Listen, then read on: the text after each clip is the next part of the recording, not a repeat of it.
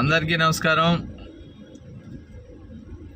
నిన్న రాష్ట్రం అంతా కూడా చేతగాని దద్దమైనటువంటి జగన్మోహన్ రెడ్డి ఆదేశాల మేరకు రాష్ట్రం అంతా కూడా విద్యుత్ ధర్నాలు చేపట్టడం జరిగింది వైఎస్ఆర్సీపీ వారు.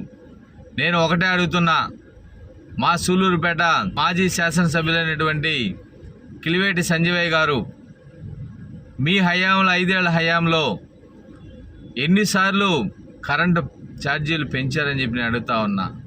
ఆ రోజు పేద బడుగు బలహీన వర్గాల వైపు ఆ రోజు యుద్ధం చేసింది ఇప్పటి తెలుగుదేశం పార్టీ అని చెప్పి తెలియజేస్తా ఉన్నా. 9 సార్లు మీ జగన్మోహన్ రెడ్డి 9 సార్లు కరెంటు ఛార్జీలు పెంచితే ఆ రోజు ఒక్క వైసీపీ ఎమ్మెల్యే కానీ మంత్రులు కానీ ఎవ్వరు కూడా నోరు మెదపలేదని చెప్పి తెలియజేస్తా ఉన్నాం. ఎందుకని ఈరోజు రాష్ట్రంలో శాంతి భద్రతలు ప్రశాంతంగా ఉంది. ఈరోజు రాష్ట్రంలో కూటమి ప్రభుత్వం నారా చంద్రబాబు నాయుడు గారు, నారా లోకేష్ గారు, పవన్ కళ్యాణ్ గారు బ్రహ్మాండమైన పరిపాలన అందిస్తూ ఉన్నారు.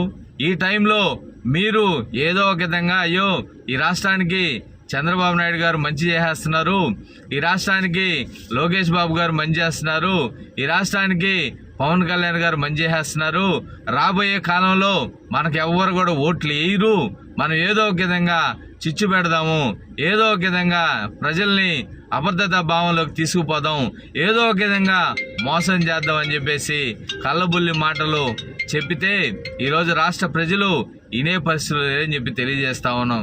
గెలిచిన 11 ఎమ్మెల్యేలు తీసుకొని నువ్వు శాసనసభలోకి తీసుకొని పోయి ప్రజలు కష్టాలు పడుతున్నారా, ప్రజలు ఆనందంగా ఉండారా, అక్కడ మాట్లాడాల్సింది పోయి అసెంబ్లీకి బాయ్కట్ చేసుకొని తాడేపల్లి ప్యాలెస్లో కూర్చొని ఈరోజు ఆడి నుంచి ఆదేశాలు ఇవ్వడం, నువ్వు విద్యుత్ ధర్నా మీద విద్యుత్ కరెంటు ఛార్జీలు చంద్రబాబు నాయుడు గారు పెంచేశారు, మీరు ఏదో ఒక విధంగా పెంచకపోయినా పెంచాడని చెప్పి అబద్ధత భావం ప్రజల్లోకి తీసురండి, లేదంటే మన పార్టీని నన్ను మిమ్మల్ని అందరిని కూడా మర్చిపోతారు, మీరు దయచేసి అందరూ వెళ్ళి ధర్నాలు చేయండి అని చెప్తే ఈరోజు రాష్ట్ర ప్రజలందరూ కూడా చూస్తూ ఉన్నారు.